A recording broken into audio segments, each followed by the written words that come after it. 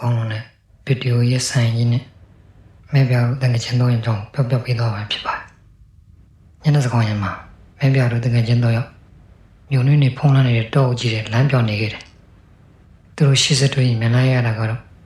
ဟောင်းတော့ပျက်စီးနေတဲ့ဗီဒီယိုရဲ့စတိုင်အင်ကြီးတစ်လုံးပါပဲ။အရှိကကလေးကစားနေတဲ့တန်းလျာဘယ်သူမှမရှိပဲတကြီးနဲ့လှောက်ခါနေပါတယ်။သူတို့အိမ်ထဲကိုကိုကြီးတောင်းဖို့ဝန်မလို့ပြန်လိုက်စင်ပါပဲ။ပေါ်ဝန်းကျင်တစ်ခုလုံးရုတ်တရက်အိတ်စိမ့်သွားပြီးဒေတူကလေးလန့်လာပါတယ်။အင်ကြီးရဲ့မိုးပေါ်ကနေမှောင်မိုင်းပြီးဆုပ်ဖြစ်နေတဲ့ဝေယုံကြီးကိုဆင်မြန်းထားတဲ့အေယာမအရေးဆိုးကြီးတစ်ခုပြန်လွန်ဆင်းသက်လာတယ်။ဘာကောင်းရဲ့မျက်လုံးတွေကတရားလို့နေရတောက်ပတ်နေပြီ။ပါဇက်ကတော့ကြောက်စရာဆွဲနေဟာစီဖြစ်နေပြီ။အဆိုးဆုံးကတော့အဲ့ဒီတရေကြီးရဲ့လက်ထဲမှာကင်ထားတဲ့မီးအိမ်ဖြာရောင်လေးပါပဲ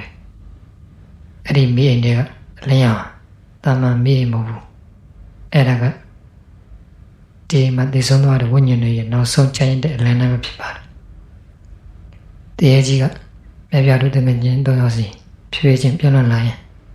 သူ့ရဲ့အယိုးကြောင့်လက်ကြီးကိုဆက်ထုတ်လိုက်ပါတယ်။မြပြတို့တကယ်ချင်းတော့ရောက်လေခြေထောက်တွေရကြောက်လို့တော့ရင်နေပြီတော့ရှားလို့မရတော့ပဲ